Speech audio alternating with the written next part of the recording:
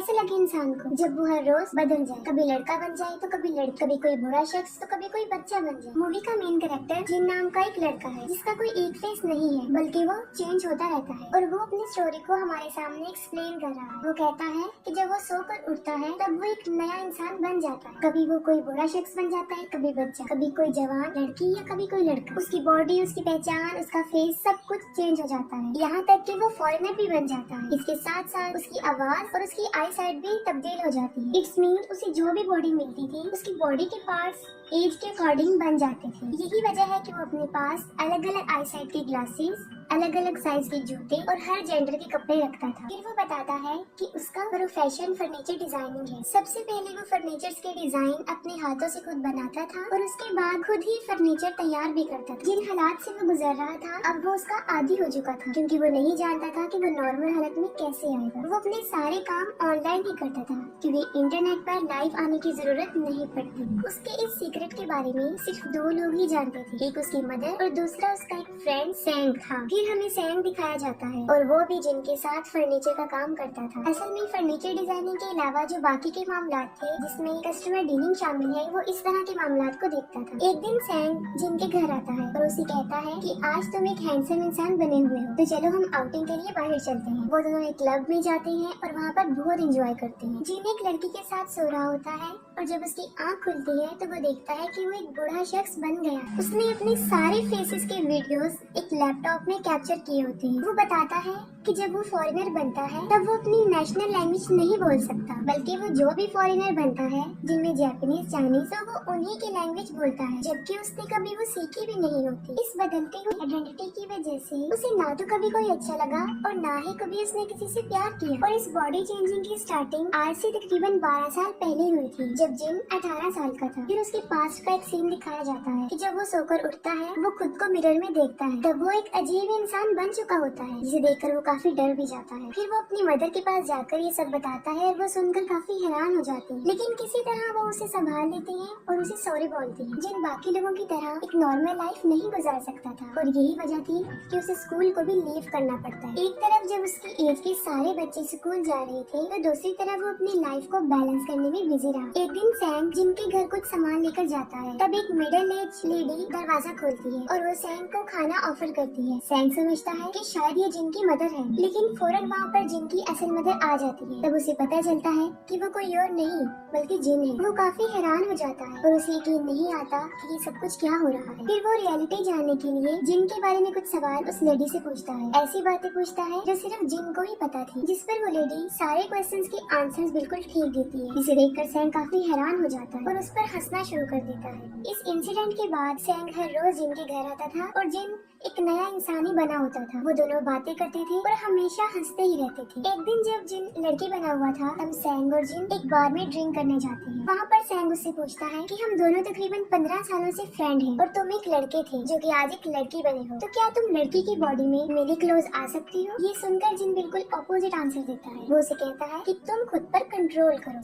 अगले दिन वो दोनों फिर मिलते हैं और अब जिन एक लड़का बना होता है। सैंग उसे बताता है कि सैंग जिस कंपनी में काम करता है उसका ऑनर जिन के डिजाइन को चोरी कर रहा है। ये सुनकर जिन को एक आइडिया आता है और इस आइडिया को यूज करके वो खुद की एक कंपनी बनाने का डिसीजन लेते हैं और उस कंपनी का नाम वो ALX चूज करते हैं। उसी वक्त वो लोग ये भी डिसाइड कर लेते हैं कि जिन फर्नीचर के डिजाइन बनाएगा और सैंग लोगों को हायर करके उन्हें सेल आउट करेगा। पहले जिन सिर्फ फर्नीचर मेकर होता है, लेकिन अब वो फर्नीचर मेकर और सप्लायर दोनों बन जाता है। फिर एक दिन जिन फर्नीचर शॉप पर जाता है और वहाँ पर वो कुछ नोट देख रहा होता है। इसी दौरान एक सू नाम की लड़की उसे देख रही होती है। वो लड़की सू उसी शॉप की वर्कर होती है। वो जिनसे पूछती है कि तुम्हें क्या चाहिए, जिस पर वो कहता है कि मुझे एक ऐसी चेयर चाहिए जिस पर बैठकर मुझे ऐसा फील हो कि मैं घोड़े पर सवार हूँ। ये सुनकर वो उसे ALX नाम की एक वेबसाइट दिखाती है और कहती है कि यहाँ तुम्हें सब कुछ बेस्ट मिल जाएगा। इसका मतलब ये होता है कि वो जिनको उसी की बनाई हुई वेबसाइट सजेस्ट करती है। जिन उससे पूछता है कि क्या ये बात अलाउ है कि किसी दूसरे के सामान की तारीफ करना और फ्री में एडवर्टाइजमेंट करना। ये सुनकर सुनकर सू हंसने लगती है। उस दिन के बाद जिन हर रोज सू को देखने उस शॉप पर जाता था और अलग अलग फेसेस होने की वजह से सू कभी पहचान ही नहीं सकी कि वो जिन है। आहिस्ता आहिस्ता जिन को सू बहुत अच्छी लगने लगती है और उसे उससे प्यार हो जाता है। जिन के पास सू की शॉप के बहुत सारे विजिटिंग कार्ड जमा हो जाते हैं और वो अलग अलग कस्टमर बन के वहाँ पर जाता है। एक दिन जब एक हैंडसम लड़का बना होता है तब वो सू की शॉप पर जाकर कुछ परचेजिंग करता है और किसी न किसी तरह वो सू को डिनर पर जाने के लिए ऑफर करता है, लेकिन इसके लिए वो मना कर देती है। जिस पर जिन उसे कहता है कि ये क्वेश्चन पूछने के लिए उसने बहुत प्रैक्टिस की है और जिन के सिंसियरिटी नेचर को देखकर वो हाँ कर देती है। लेकिन जिन रेस्टोरेंट से खाना परचेज करके सू को अपनी फर्नीचर बनाने वाली जगह पर लेकर जाता है, लेकिन वो वहाँ जाने से इनकार कर देती है। जिन उसे कहता है कि ये लो मेरा सेक्रेटरी नंबर, मैं कोई गलत इंसान नहीं हूँ, लेकिन इसके बाद भी अगर तुम्हें कुछ भी गलत लगे तो तुम इसकी कंप्लेन भी कर सकती हो। फिर वो दोनों वहाँ पर चले जाते हैं और वहाँ पहुँचकर सू समझ जाती है कि ये ALX फैक्ट्री है, क्योंकि वहाँ के लोग ALX फर्नीचर को बहुत लाइक करते थे। वो दोनों डिनर करते हैं और उसके बाद जिन सू को उसके घर पर ड्रॉप कराता है। फिर वो अगले दिन दोबारा मिलने का प्लान बनाते हैं, लेकिन यहाँ पर प्रॉब्लम ये थी कि अगर जिन सो गया तो वो बदल जाएगा, जिसको देखकर वो हर घंटे का अलार्म लगाता है जिससे कि उसे नींद ना आए और साथ ही वो खुद को दूसरे कामों में बिजी करने की कोशिश करता है कि उसका दिल बहला रहे। अगले दिन वो दोनों मिलते हैं और बहुत ज्यादा एंजॉय करते हैं। सो उससे पूछती है कि तुम ALX में क्या काम करती हो, तो वो कहता है मैं फर्नीचर डिजाइनर हूँ। तभी सैंग भी वहाँ पर आ जाता है और वो दोनों उसे देखकर चुप जाते हैं। इसके बाद सू और सैंग अपने अपने घर चले जाते हैं और जिन वहीं पर बैठकर काम करना शुरू कर देता है और खुद को जगा कर रखने की कोशिश करता है। अगले दिन वो दोबारा मिलते हैं। फिर हम देखते हैं कि जिन कई दिनों से सोया नहीं होता और नींद की वजह से पिछली रात जब वो सू को बस में ड्रॉप करने जा रहा होता है तब वो बस में ही सो जाता है। जब बस अपने स्टेशन पर उतरती है तब उसकी आँख खुलती है और वो नोटिस करता है कि अब वो एक मिडिल एज इंसान बन चुका है। स्टेशन पर पहुंचकर वो देखता है कि सू उसका वेट कर रही है और वो वहाँ पर होने के बावजूद भी उसके करीब नहीं जा सकता था, क्योंकि अब वो एक आदमी बन चुका था जो कि एक हैंडसम लड़का था और सू उसे देखकर घबरा जाएगी। इतनी ही देर में सू के पास उसके बॉस की कॉल आती है और वहाँ से चली जाती है। वो जिन को काफी कॉल्स करती है लेकिन वो रिसीव नहीं करता और उसे एक सॉरी का मैसेज ड्रॉप करता है। यहाँ पर जिन समझ जाता है कि उसकी ब्यूटीफुल लाइफ की एंडिंग हो चुकी। सू का रिप्लाई आता है,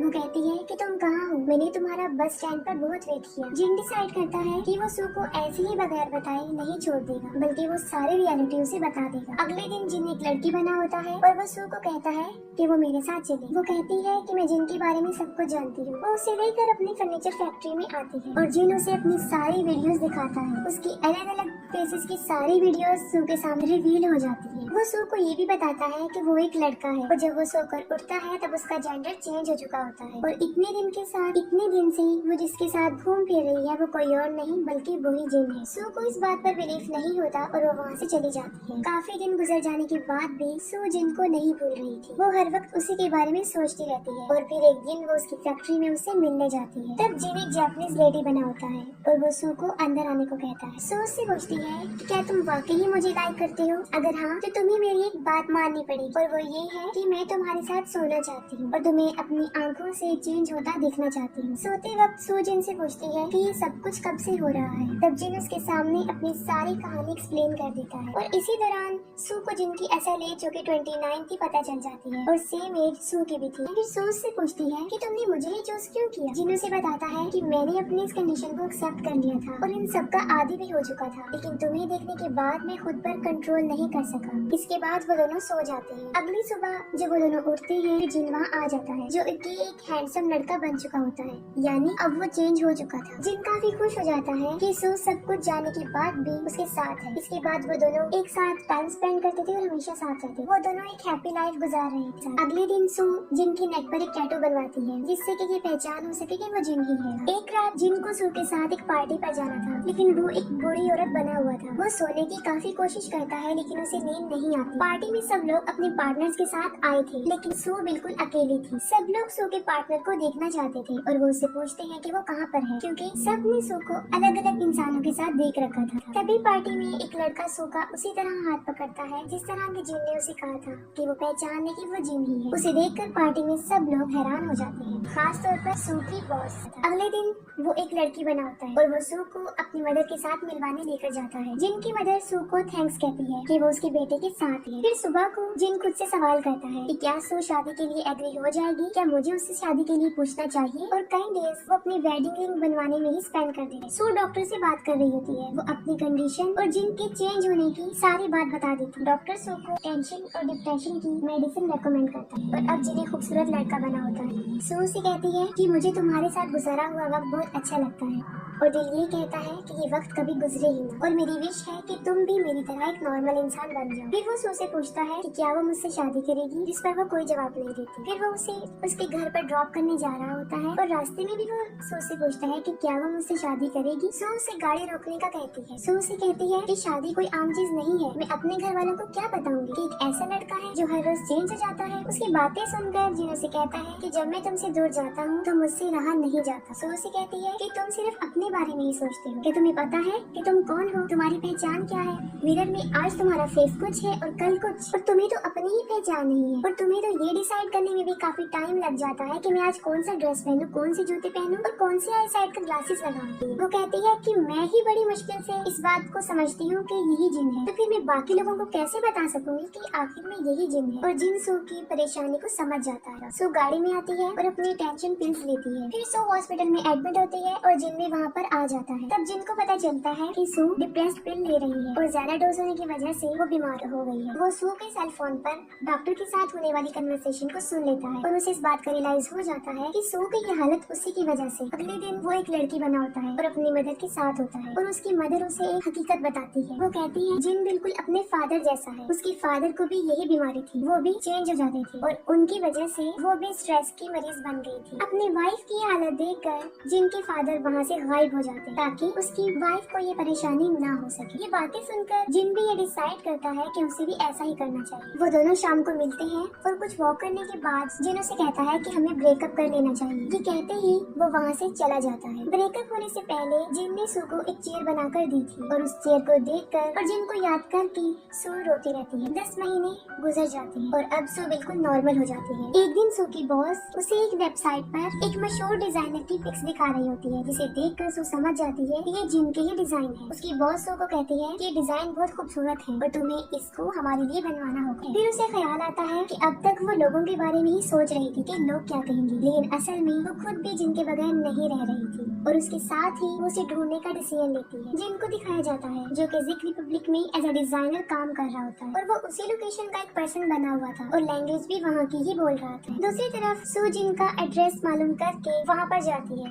लेकिन जिन उसे कहता है कि यहाँ पर जिन नाम का कोई भी शख्स नहीं रहता। जिस पर वो कहती है कि मैं मामा स्टूडियो से कोरिया से यहाँ पर आई हूँ, जो कि एक बहुत ही बड़ी फर्नीचर मार्केट है, और वो उसे रिक्वेस्ट करती है कि उसे अंदर आने दे। अंदर जाते ही वो उस आदमी की अलग अलग ड्रेसेस, अलग अलग जूते और वही फर्नीचर जो जिन बनाता था वो देखती है। वो कहती है कि मेरी कंपनी को तुम्हारे डिजाइन बहुत पसंद है, इसी मकसद के लिए मैं तुमसे मिलना चाहती थी। इसके साथ ही वो कहती है कि जिन अब बस कर दो, अब मैं बिल्कुल चेंज हो गई हूँ और मैं तुम्हारे साथ रहना भी चाहती हूँ। जिन उसे कहता है कि तुम दोबारा बीमार हो जाओगे। वो कहती है कि उस बीमारी से ज्यादा ये दर्दनाक लाइफ है जो मैं जी रही हूँ, और वो जिन को सॉरी कहती है। साथ में वो दोनों वॉक पर चली जाती है। वो उसे बताती है कि एक दिन उसने जिन को चेंज होते हुए देख लिया था, जिसकी वजह से वो काफी डर गई थी और उसने खुद को काफी समझाने की कोशिश की, लेकिन वो खुद को नहीं समझा सकी। और वो कहती है कि मैं ये समझ गई हूँ कि मैं तुम्हारे बगैर नहीं रह सकती। और अब सो खुद जिन से शादी के लिए पूछती है और जिन उसे वही बनवाई हुई रिंग पहनाता है और यहाँ पर उन दोनों की लाइफ और फिल्म की हैप्पी एंडिंग हो जाती है।